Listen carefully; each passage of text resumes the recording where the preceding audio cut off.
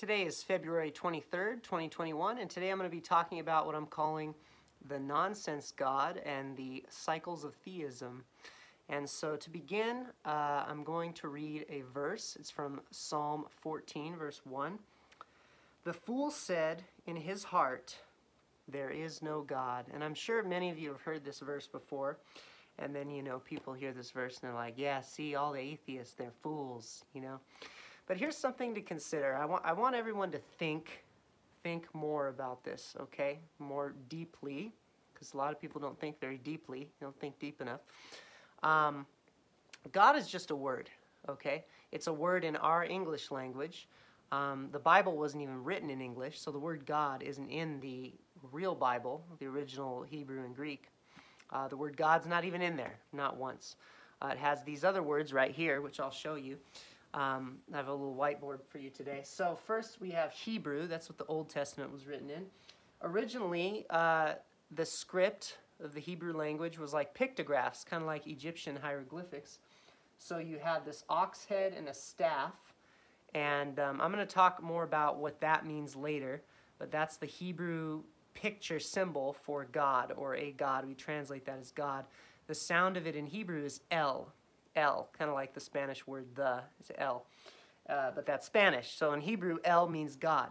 So El, and that means one, a single God, an El. So that's in Hebrew. So then that, in the emphatic form, becomes Eloah. What's that? Don't worry about it. But the bottom line is you need to know that. And then that becomes Elohim. Elohim is the plural emphatic, and this is the most common way that we translate God, capital G, God. Interestingly, though, in Hebrew, that also translates to gods, plural gods. Now, why do we translate it singular? Well, that's because sometimes the pronoun, that means the he, is a singular pronoun, he. So it's not they, it's he, but he is Elohim. So more than one God, he. Interesting, huh?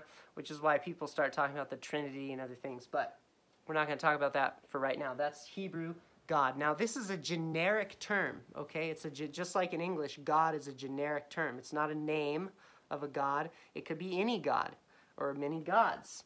It's just a generic class of being, a spiritual being that's very powerful and beyond the natural world, or, controlling the natural world. So, God in the Hebrew Bible has a personal name, and that personal name is what you see down here, okay? So it's read, Hebrew is read from right to left, which makes me realize, guys, I wrote this wrong. So, sorry, this is incorrect. Put the ox head first, because Hebrew's read from right to left. That was my error there. My Greek mind, left to right. That's Western. Eastern is right to left. So from right to left, you have the hand, the man standing in awe, the nail, and then the other man standing in awe. And that's kind of a messianic prophecy about the crucifixion and the resurrection. But anyway, that's a whole other discussion in the name. But for now, it's these four letters. We know what the letters are, but we're not sure what the vowels are, so we're not sure how to pronounce this. But here's the basic guide for the pronunciation down here. Y, H, W, or V, and then H. And so the vowels are debated. So it could be an E or an A there, so Ye or Ya. The H is just the H sound. And then in the middle here, it could be no sound, which is what Yahweh says. There's no sound there, Yahweh. Or Yahweh. Actually, I should have put the A here, the E here, excuse me, at the end. Or it could be an O sound, Yehovah, Jehovah, that's where Jehovah comes from. Or it could be a U sound, Yahuwah, or Yahuwah. So that's possible. And then whether or not it's a V or a W, that's debated. And then usually it's an A here, but it also could be an E in the case of Yahweh, A, that would be an E. Anyway, these things are debated. So that's the personal name of God. There's all these debates about pronunciation and other things. whole religions are started about this name, like Jehovah's Witnesses. Obviously, they would say it's pronounced Jehovah, which Y becomes J. The language is so complicated because history changes language, which is kind of what I'm talking about here with the word God, though. Okay, we need to move on. So in Greek, it gets a lot more simple. You have Kyrios, which means Lord. You probably can't see this here, huh? I'm going to have to lift it up for you for a second. So you have Kyrios, which means Lord, okay? And that's how they translate the personal name of God as the Lord, which the Lord is a generic title, but in Hebrew, Yehovah, or this name, Yahweh, is a personal name. It is not a generic title. It's the personal name of the God of the Israelites. And that's very important, because that's the God of the Bible. He has a personal name. It's not a generic title, the Lord. Sometimes he has that generic title, but that's what you need to know. In translations, in our English translation and going back to the Greek Septuagint, it's translated as Kyrios, which means Lord, for the God of the Bible. Now, but more generally, though, for a God, it's called Theos, which you can see right there in Greek, just means a God. And this root Theos is where we get in English the, as in the definite article, the thing, a specific thing, theory, and thesis. In regards to what the root the means, it probably means something along the lines of one who sees, an invisible one who sees, something like that. But it's where we get this term theism, and that's the rest of what we're going to be talking about today is based on that. Theism means the belief in God. It has to do what you believe about God as a concept, the concept of God, whether that means a creator, more powerful beings, because you have to understand, we're used to the Western concept of God, monotheism, but in other ancient religions, they were polytheists. They believed in many gods. The gods in those religions were created, okay? The gods weren't the creator. They did create, like gods created men, but they weren't the creator. The origin of the gods is usually chaos, this void of nothingness that the gods just emerged from, evolved from. The gods evolved, these powerful beings, usually in the ancient myths, the Egyptian myth, the Greek myth, the Babylonian myth, really all of them was kind of the same. The gods were created by this other chaotic thing that isn't really treated like a being, a personal being. It's just this chaoticness. And so you should know that. So now I want to talk about the cycles of theism, and what do I mean by that? Well, I believe it's a cycle, the belief in God and the concept. There's a cycle in the human soul that we have today and that has shown in history. We don't know what ancient history, what they believe for sure, but I'm just going to give you my theory of this cycle of how it goes. So here's how we start. So we start over here with autotheism. And in that view, we can define God here as just a superior power, the superior power who exercises control over the natural world, okay? So that's how I'm going to define God here, just the general. A being, one being or many beings, who exercise control over the natural world, whether through the natural world or beyond the natural world. That's a whole other discussion, but you get what I'm saying here. So autotheism means the self is God. So in other words, we come into the world and we have a sense of control over the world. We're the ones who can control it. We're the ones who manipulate it. And in this view, we're kind of the greatest. You know, we're the most important. We're the ones that, you know, we're here to serve ourselves.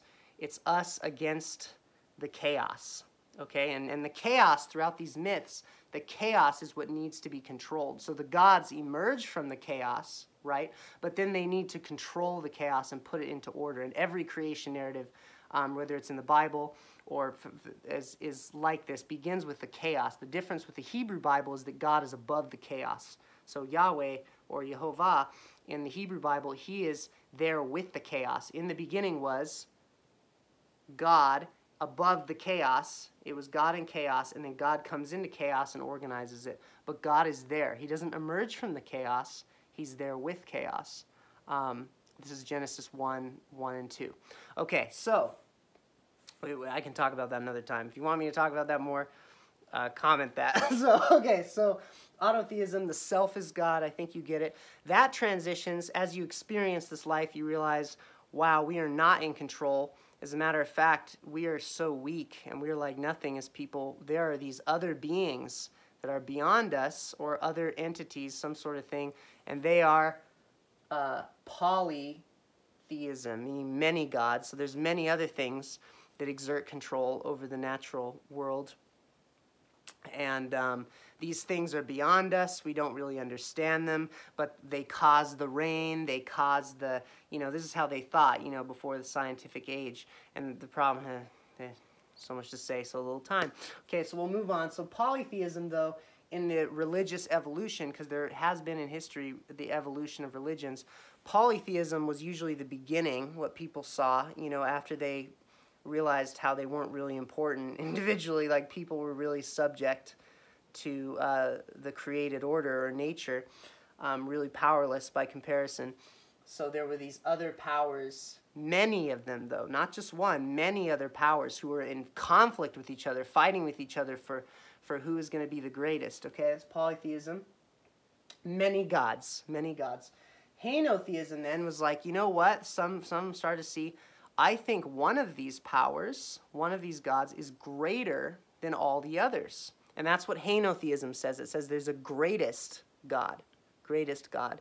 And that's what the Israelites started to say. They started to see, okay, Yahweh is the greatest God. There's other gods, but none of them are like Yahweh. Yahweh's like, he's the powerhouse. Like, he can overpower all the other gods. So that was the first thing. And then that turned into monotheism, which is what we're very familiar with today. This just means there's only one God. There's no other gods. There's no other powers.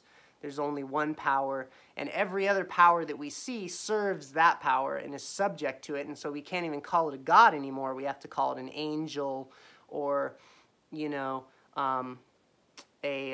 demon, or some other thing that's not a god. It's a created thing. And so we make that distinction then in monotheism. And all the major world religions today, Christianity, Islam, Judaism, well, except Hinduism, actually. Hinduism is polytheistic, which is very interesting. And that is a major world religion. It's the fourth. But the other ones, the big three, the Abrahamic religions, are all monotheistic religions. They believe in one God. The problem, though, is that in history, and this is what's happened to bring us to the modern world, monotheism, people became disillusioned by it because the people who were preaching about monotheism, claiming to know this God through this book and through other things, were being corrupt and causing problems and stopping progress, human progress, to make human lives better. And so that led to this view of deism, because people were like, well, where did the world come from? Well, it was created. But then whatever God created us, he's gone now. He's like, he's not helping us. God is not involved. God is distant. And that's the clockmaker idea of deism. So God created the world, but then he's like, you guys are on your own. I'm out. I'm going to go over here and do whatever beyond the natural world. So that's deism. And the founding fathers of America, they were deists. Okay, a lot of people were like, America has a Christian foundation. No, they were deists. Okay, so they did believe in God, one nation under God, but their view of God was he's very distant, he's not involved. That naturally leads into atheism, which means there is no God. Because practically speaking, if there is a God and he's distant, why does it even matter? He's not even there, there is no God. Which is very logical when you're thinking, if you're following the progression here. But then that progression, as you get disillusioned by life, and you're like, man, life is so horrible, people are horrible, life is dark, what are we going to do? You want to see some magic in the world, and you want to see God in everything, and then you're like, well, we have this idea of God, where did it come from? You know what? I've got it. Not that there is no God, everything is God, all is God. So that's pantheism, all is God. And atheism and pantheism, they're really just the flip of a coin. It's really easy. None is God, all is God. But the interesting thing about it is then at that point from pantheism, spiritually, all you have to do to go right back to the beginning is you say, that means I'm God too. And you're right back where you started at autotheism. The self is God. And so I just find this cycle very interesting. I wanted to talk about it. I hope you guys get value from it. I have to wrap it up now because of the IGTV limit. Think about these things and broaden your perspective. God bless you.